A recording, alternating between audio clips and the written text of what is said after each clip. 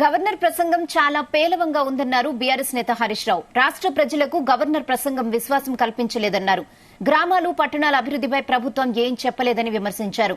మహాలక్ష్మి పథకంలో మూడింటిలో ఒకదాన్నే అమలు చేశారని, మిగిలిన గ్యారంటీల మాట ఏంటి అని అడిగారు హరీష్ రావు. హామీల అమలు గురించి ఎంతో ఆశగా ఎదురు చూస్తున్నటువంటి ప్రజలకు గవర్నర్ గారి ప్రసంగం తీవ్రమైనటువంటి నిరాశను మిగిల్చిందని చెప్పక తప్పదు.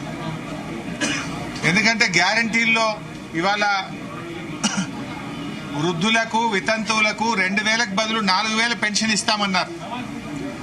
దాని గురించి ఏదైనా గవర్నర్ గారి ప్రసంగంలో ఉంటుందేమో అని ఆశగా ఎదురు చూసినటువంటి ఆసరా పెన్షన్దారులకు నిరాశ మిగిల్చింది గవర్నర్ గారి ప్రసంగం.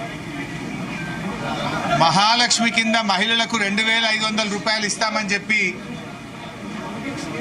ఎన్నికల మేనిఫెస్టోలో చెప్పిన ఈ ప్రభుత్వం గవర్నర్ గారి ప్రసంగంలో మహిళలకు 2500 రూపాయలు ఎప్పటి నుంచి ఇస్తారో చెప్పకపోవడం వల్ల మహిళలకు తీవ్రమైనటువంటి నిరాశ కలిగింది. రైతాంగానికి మేము రాగానే వడ్లకు అన్ని పంటలకు 500 రూపాయల బోనస్ ఇస్తామని చెప్పినటువంటి ఈ పార్టీ మరి గవర్నర్ గారి ప్రసంగంలో రైతులకు బోనస్ ఇచ్చే విషయంలో ఒక మాట కూడా చెప్పకపోవడం వల్ల రైతులకు తీవ్రమైనటువంటి నిరాశ కలిగింది. ఇవాళ గవర్నర్ గారి ప్రసంగం రాష్ట్ర ప్రజలకు భవిష్యత్తు మీద విశ్వాసం కల్పించలేకపోయిందని మాత్రం చెప్పక తప్పదు. ఇవాళ ఆ ప్రసంగంలో గ్రామాల గురించి కానీ పట్టణాల అభివృద్ధి గురించి కానీ ఒక మాట కూడా పల్లెల గురించి పట్టణాల గురించి చెప్పలేదు. సంక్షేమం గురించి చాలా తక్కువ ప్రస్తావన, అంటే పేద ప్రజల సంక్షేమం గురించి వారు మేనిఫెస్టోలో ఇచ్చిన అంశాల గురించి ఎక్కడ కూడా చెప్పలేదు.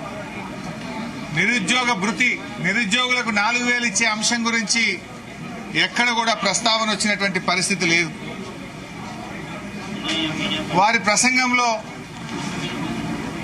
ఇవాళ ప్రజాభవన్గా ప్రగతి భవన్ను మార్చాం అని గొప్పగా చెప్పే ప్రయత్నం చేశారు.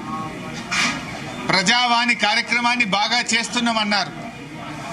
ఇవాళ ప్రజావాణి తుస్సుమన్నది. ప్రజావాణి వాళ్ళ మేనిఫెస్టోలో ఏం చెప్పారు? ముఖ్యమంత్రి గారు స్వయంగా ప్రతిరోజు ప్రజల నుంచి విజ్ఞప్తులు స్వీకరిస్తారు అని చెప్పారు. ఒక్కరోజు మాత్రమే ముఖ్యమంత్రి గారు పోయి ప్రజల నుంచి విజ్ఞప్తులు స్వీకరించారు. రెండవ రోజు నుంచి